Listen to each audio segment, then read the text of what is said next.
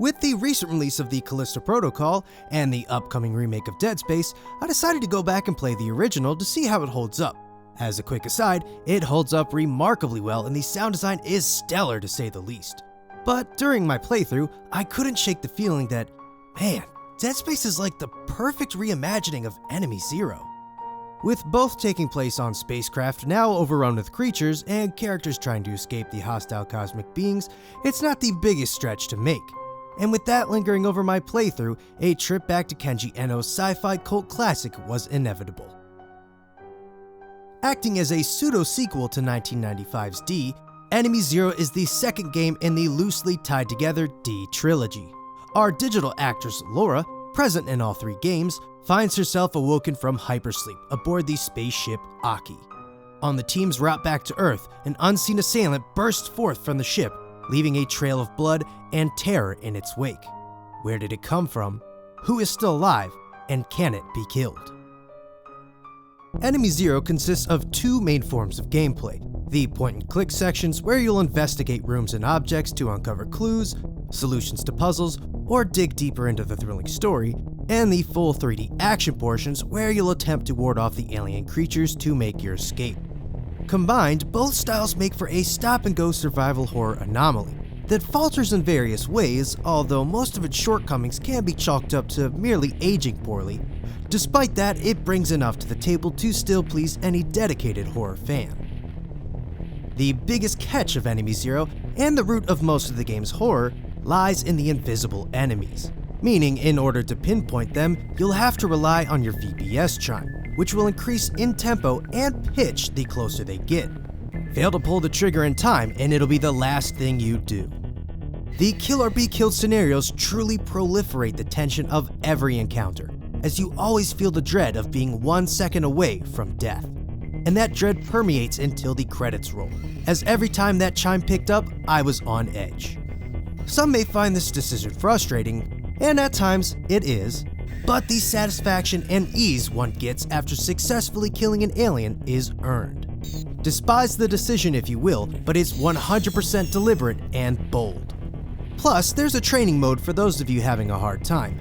It really aids in finding that sweet spot to shoot, and gives you a better idea as to how the enemies move.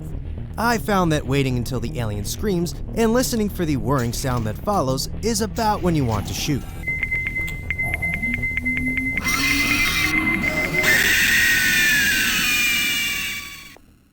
If you can survive the invisible assailants, you'll be treated to a well-crafted story that prides itself as a synthesis of sci-fi classics. And while, at times, it may seem like an obvious retread of, say, Alien, the story is literally bursting with identical story beats, it does detour from these homages thanks to the small cast of characters you'll run into. And yes, Kenji Eno does add in a few of his signature twists and turns that are sure to throw you for a loop. For 1997, the voice acting is superb. We'll escape on that. Was George in his room? Okay, not all of it, but it's a cut above the rest, with Kimberly being a standout, as she adds a lot of emotion and depth to her lines that don't feel forced or unnatural. Basically the exact opposite of Overblood. Adding to the drama is the exceptionally composed music of piano player Michael Nyman, whose compositions are very sparse but add that extra dimension to every scene they pop up in. That being said, most of the game is backdropped by the mechanical breathing of the ship itself and the vital chime of your VPS. With half of your crew liquidated and the others unaccounted for, the isolation of the Aki is palpable. For both corridors twist and turn, lit only by the fluorescent lights above, as the frigid steel infrastructure and retro-futuristic technology sustains an aura almost devoid of humanity. Running around halls and passageways is always unsettling, not only because of the aliens, but because of the impressive graphics on display. Sure, you're met with video compression in the point-and-click sections, but it hardly takes away from the impressive CG of the time. The same goes for the action segments, with their Gantail polish that never once caused any slowdown. However, navigating these haunting maze-like hallways is not the easiest task, as the game sorely lacks a mini-map, leading to many dead ends and laps around confusing floors. Sure, you do get a map on the computer system, but you can't pull it up outside of that computer system. The confusion doesn't end there, as puzzles and their solutions are just as cryptic. For example, in the middle section of the game, you're required to know how to read binary to operate this elevator. Nowhere in the game does it tell you how to do so. Instead, you just have to blindly flick switches until you memorize them all or end up at the right floor. And it's all punctuated by the fact that the slow elevator animation wastes 10 seconds with every try. It was around this portion of the game that I started to lose my patience, as you're required to swap floors at least 4 times in short succession. Look, I'm not saying I need the answers spoon-fed to me, but nothing breaks the flow of a game more than cryptic puzzles. And I don't want to rag on Enemy Zero too hard for this, as it's not the first nor the last offender of this particular problem. I'm looking at you, Silent Hill piano puzzle, but it can definitely be done better, and it has. Look at something like the Resident Evil 2 remake, where most of the puzzle solutions are obvious and rewarding. Like, cool, I just got this undeveloped film, let me take it to the dark room. Great, this code unlocks a door that I couldn't open. That must be where I need to go next to find the solution to another puzzle. Of course, this is an example from 20 plus years later, but it shows it can be done better. However, the game's most divisive quirk is its glacial pace. I call it divisive because many people love a good slow burn that gradually builds upon the established atmosphere, and one can certainly make the argument that that is something that elevates Enemy Zero.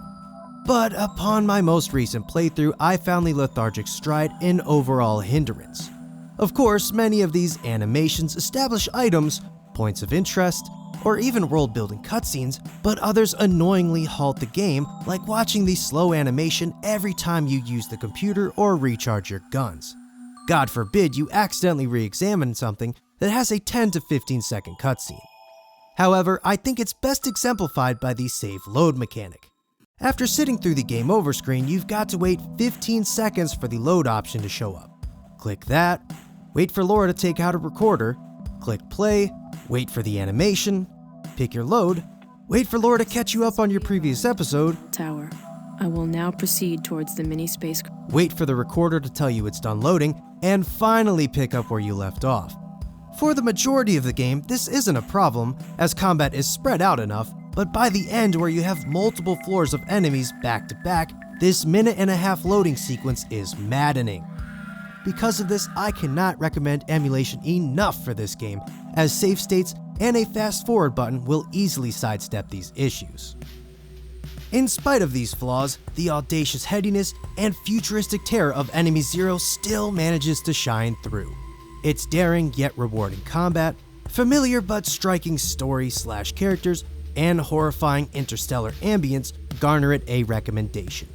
And while I may have found it a bit slow this time around, your experience may vary, especially if you're in the mood for a down-tempo, atmospheric adventure not too dissimilar from that of the DeadSpace series or even Alien Isolation. As mentioned earlier, fans of survival horror will feel at home with this one, so long as you're not afraid of some retro trappings, and once again, emulation definitely helps.